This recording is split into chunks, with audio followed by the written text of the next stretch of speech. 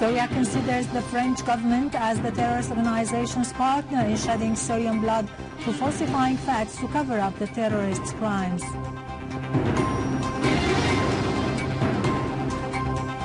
The Syrian Arab Army eliminates scores of al-Nusra and ISIL terrorists in the countryside of al-Quneitira and Homs. About 2,600 people have so far been killed and thousands injured in the Saudi-led aggression on Yemen.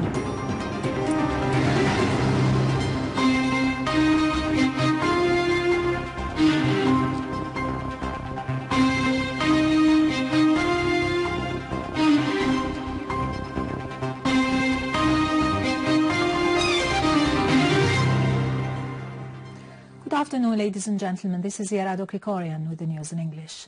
Syria has affirmed that the French government is the terrorist organization's partner in shedding Syrian blood through falsifying facts to cover up their crimes. Commenting on the French Foreign Ministry's statement, an official source at the Foreign and Expatriates Ministry said that the French government has thus confirmed once more its alliance with the terrorist organizations in Syria and its full contribution to the shedding of Syrian blood through its misleading policy of falsifying facts to cover up the crimes of the terrorists who have eliminated civilians, destroyed their properties and assaulted holy places, as was the case in Aleppo early this week. The ministry also referred to the attack launched on the city of Idlib by the terrorists of Jabhat al-Nusra, which France described as the moderate opposition. The source added that the French Foreign Ministry ignores the UNSC resolutions which consider ISIL and al-Nusra as terrorist organizations and defends the areas under the control of both terrorist organizations, disregarding the right of the legitimate government in Syria in combating terrorism and defending its citizens. The source pointed out that it has been clear to everyone that terrorism is the reason behind the humanitarian situation and the civilians suffering in al-Yarmouk camp, and that the Syrian government is doing all its best in order to offer all forms of assistance for the Syrian and Palestinian inhabitants of the camp, a thing that the terrorist organizations are trying to obstruct in order to take advantage of the camp inhabitants' suffering to serve their own mean purposes.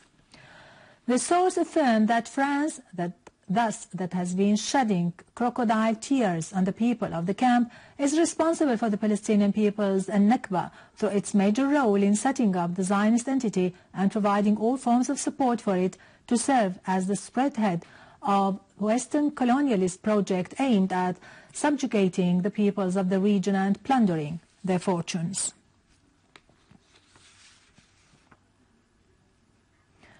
In reply to the media war of rumors, lies and falsification launched by certain channels who have contributed to the crimes of shedding Syrian blood in their attempts to distort reality about the situation in Aleppo, and the misleading propaganda campaign that talks about the evacuation of the state establishments by officials in the governorate of Aleppo, Information Minister Omran al-Zoabi has affirmed that all the state's institutions, administrative leaderships and army are there in Aleppo, dismissing such rumors as completely false and untrue. Referring to other rumors by the terrorist groups that the Syrian Arab Army has entered al-Yarmouk camp and has launched strikes on it, the Information Minister said there are less than 6,000 Syrians and Palestinians in al-Yarmouk camp, and others have left it, pointing out that the Syrian state has harbored them and provided them with services. The minister affirmed that the Syrian Arab Army has not entered the camp and that there have been differences among the terrorist groups in the camp that has been destroyed and looted by them. The Patriarch of Antioch, or the Orient, Alexandria and Jerusalem for the Greek Melkite Catholics, has issued a message entitled A Cry for Aleppo.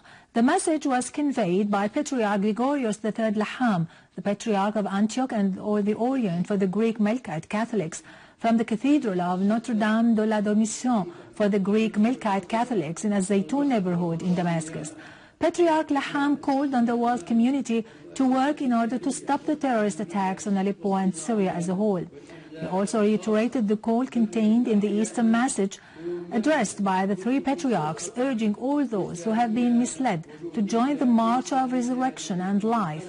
The Patriarch also called on all the people of Aleppo to keep the torch of hope glowing in their hearts, affirming that their spiritual patrons are with them in their suffering and agony and will exert their best to alleviate their anguish. A religious mass was held at the Holy Cross Cathedral for the Greek Orthodox in Damascus today on the occasion of Easter Tuesday, headed by Patriarch Yohanna X Yazigi, the Patriarch of Antioch, and all the Orient for the Greek Orthodox, assisted by a number of priests. Patriarch Yazigi affirmed in his sermon that the people of Syria will continue to remain on the Syrian soil despite the attempts of their enemies to shake up their identity. He referred to the need to embrace a political solution for the crisis in Syria and to release the two kidnapped bishops, Yohanna Ibrahim and Boulos Yazigi, as well as the other kidnapped. He prayed to God to bless the martyrs and urged the world to regard the reality of what is happening in Syria, namely regular terrorism and takfir. Patriarch Yazigi also called on the Syrian expatriates abroad to support their fellow citizens in their motherland.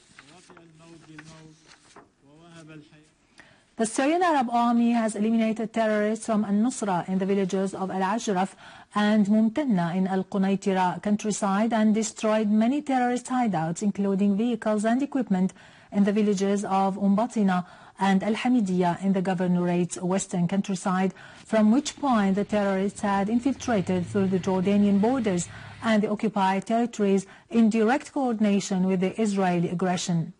Syrian Arab Army units have moreover killed many terrorists from Jabhat al-Nusra, destroying their weapons and vehicles in the village of Abu Shatta, south of Jabhat al-Khashab in Al-Qunaitira countryside. In Homs suburb, a number of terrorists in Al-Rastan have been killed and their hideouts destroyed in several villages in Al-Rastan countryside.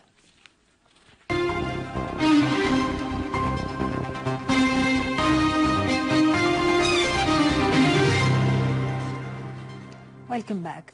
In Yemen, Saudi artillery and rocket strikes continue to target the residential neighborhoods in several areas in Sada, as the Saudi-led aggression targeted several cities, including Aden, Lahaj and Al-Ataq, accessed in Shabwa Governorate, as well as the Industrial and Technical Institute in Al-Bayda, in addition to a camp in Ab.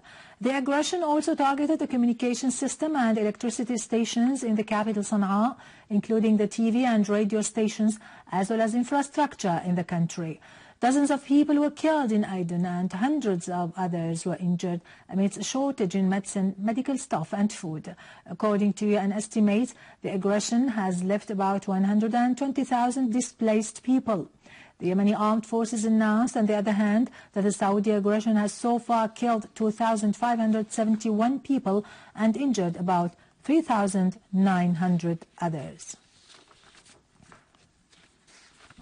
Finally, in Iraq, the army liberated 2 areas within the framework of the military operation in Al-Anbar. Security forces said that a wide-ranged military operation has started to liberate Akrama district in Al-Anbar governorate, inflicting on ISIL heavy losses in men and material.